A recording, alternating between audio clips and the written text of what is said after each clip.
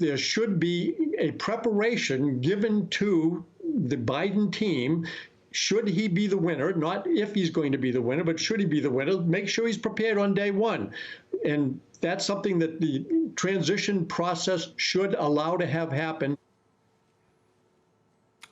All right, that was Andy Card, President Bush Jr.'s the former chief of staff, co-wrote an article in the Wall Street Journal with John Podesta, who served in that role for Bill Clinton, saying that enough is enough. We should be making way for a smooth transition to Joe Biden, if for no other reason than he should be prepared January 20th and have plenty of time for a transition that is not being afforded him now, including intelligence briefings and the like that are very important to have.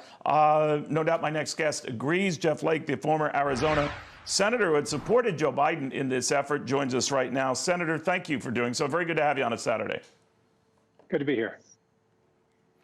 Senator, as you know, I mean, Republicans and Democrats are increasingly calling, at the very least, no matter what the president thinks of this race and whether it was fair to him, that Joe Biden is owed these intelligence briefings, that it's important that a delay in getting to them back in 2000 with the Bush-Gore recount might have left us vulnerable to what happened 8 months later, of course, on 9/11. Do you agree with that? I agree that it's important. I can't speculate as to whether that would have made a difference with 9/11, but it's just the right thing to do. I think responsible administrations will make sure that responsible outgoing administrations make sure that that happens. So I hope it does, and I expect that it will in the coming weeks. It's been, a long haul to get here, but I assume that by next week, most will agree. I know you had a very tempestuous relationship with the president, and then he would return the salvo with you. I am wondering now, though, how you think he will comport himself if his options run out. Do you think that he will graciously concede the election to Joe Biden and will attend the inauguration of Joe Biden? I don't know. All indications are that he's going to ride this out. So I'm not sure what he's going to do. But I think the rest of us need to realize that this now says more about us and how we handle it than it does about the president. But I can't.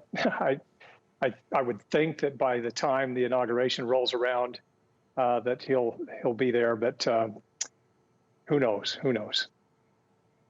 I understand, Senator. Indications he's sort of paving a way for a 2024 run. That would be certainly historically unusual. Grover Cleveland did that, and our only two-term non-concurrent term president. I remember covering that election, but no, I'm joking there. But what do you think of that and the likelihood of that? I don't think that the president is going to have an outsized influence. He will have an influence going forward. But once you lose the trappings of office and the levers of power, and then in particular, Trumpism kind of relies on a certain amount of swagger that you lose when you lose an election.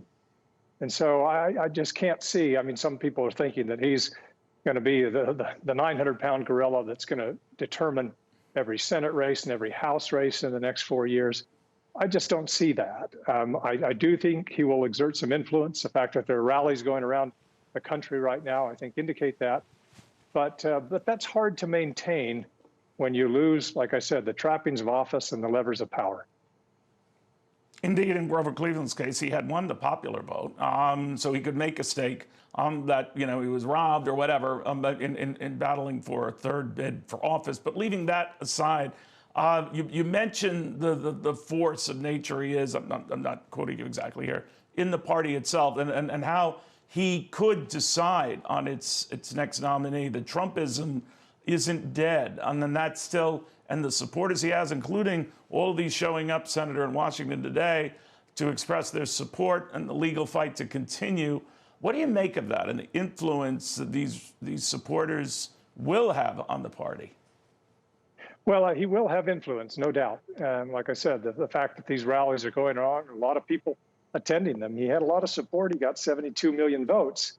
But having said that, Trumpism, it's more of an attitude, really. It relies a lot on grievance politics, and depending on where both of the parties that are governing, that are in the Senate and in the House, in the White House, depending on how Republicans and Democrats comport themselves and move forward, if they do, reach toward the center, then I think people will kind of tire of the old politics that we experience right now, and they'll go more back to their regular lives. And so I think that to see politics as kind of entertainment, as we've seen it over the past little while, particularly during COVID, when the sports were down for a while and everything else, it was politics that we all turned to. But I think that will fade. I hope it does. As a conservative, I want politics to be steady and civil and boring, and that would be nice. Senator, your name has been mentioned oftentimes in a potential Biden cabinet. Would you be interested in a role? I don't expect that to happen. Obviously, I love this country. I will serve in whatever way I can, but I don't expect that to happen. There have been precedents. Chuck Hagel, for one, defense secretary with President Obama. So it's not unthinkable. Right?